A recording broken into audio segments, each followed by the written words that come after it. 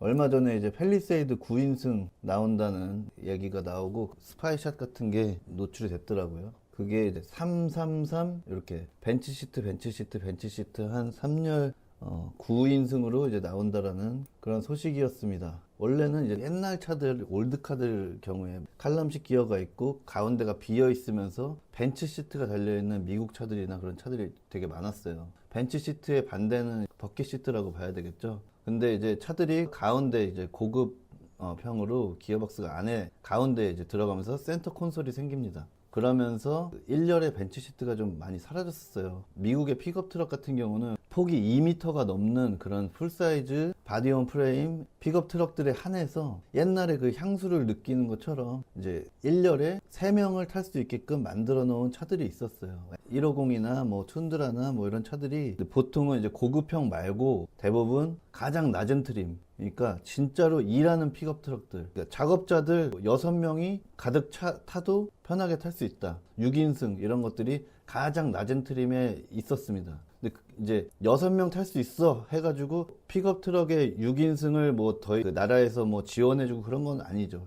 필요에 의해서 가장 낮은 트림에 한해서 쓰려면 써라, 약간 이런 느낌으로 이제 존재하고 있었고, 이거 말고 이제 승용차 중에서는 쉐보레 서버번이라는 차인데요. 서버번, GMC 유콘, 그리고 또 쉐보레 타호라는 차가 있죠. 이런 실버라도라는 픽업 트럭 기반의 바디온 프레임 풀사이즈 SUV들이 있습니다. 그 중에서 가장 낮은 트림, 거기에서만 9인승이 존재합니다. 쉐보레 같은 경우는 미니밴이 없어요. 그러다 보니까 자기들이 팔고 있는 이 가장 큰 SUV를 피플 무버라고 판매합니다. 그러면서 이 중에서 가장 저렴한 LS 트림, 가장 낮은 트림에 한해서 9인승 그 벤츠 시트 1열을 제공하고 있어요. 하지만 나라에서 우리나라처럼 버스 전용 차선을 특혜를 주거나 사업자 세금 비용 처리가 가능하거나 뭐 이런 것들이 없어요. 그러다 보니까 굳이 이런 차들을 구입할 필요는 없는 거죠. 그러니까 가장 낮은 트림에 딱 한 트림만 선택할 수 있게끔 만들어 놨으니까 진짜로 필요한 사람들만 써라. 그러니까 실제 시장에는 이렇게 1열 벤츠 시트가 그렇게 많지 않습니다. 그리고 미국에서는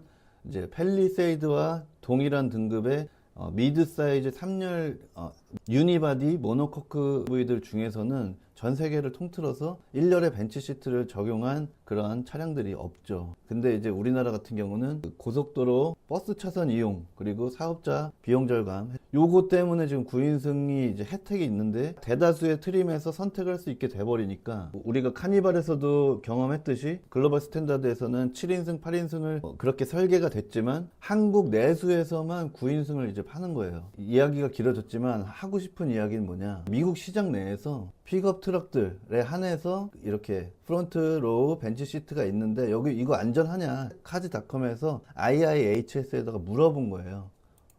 시니어 바이스 프레지던트 러스 레이더라는 대회 소통하시는 분, 이분하고 이제 얘기를 나눈 거예요. IIHS는 벤츠 시트의 센터 포지션 추천하지 않는다. 왜냐하면은 여기는 에어백의 이 중앙에 있는 승객을 위한 에어백, 이게 없어도 되는 거예요. 그러다 보니까 이 가운데 앉은 사람의 중앙은 그냥 대시보드입니다. 센터 패시아예요. 이제 사고가 나면은 거기다 그냥 때려 박는 거거든요. 그리고 다리 밑에 공간이 거의 없습니다. 이런 상황에서 팰리세이드처럼 2m가 안 되는 모노코크 유니바디 중형급 SUV를 이렇게 만든다. 이거는 이렇게 만들어 갖고 미국에다가도 팔 수 있으면은 인정입니다. 근데 아마도 이제 우리나라에서만 이렇게 팔 가능성이 매우 높기 때문에 결국에는 이제 또 그 버스 차선 이용을 위한 그런 경제적인 해석을 한 차량이 우리나라에 아주 인기를 끌면서 돌아다닐 확률이 매우 높습니다. 되게 중요하게 생각해야 되는 게, 미국 같은 경우는 일단 나라에서 혜택이 없다고 했잖아요.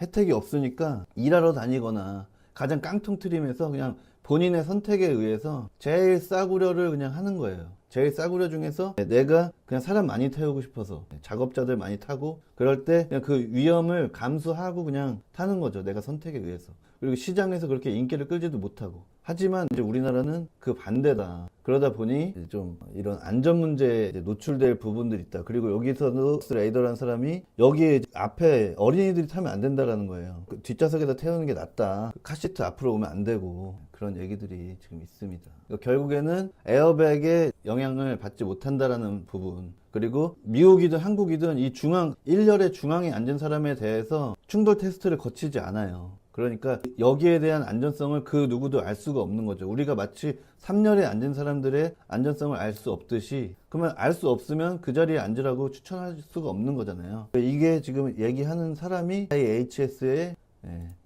바이스 프레지던트 러스 레이더라는 사람입니다.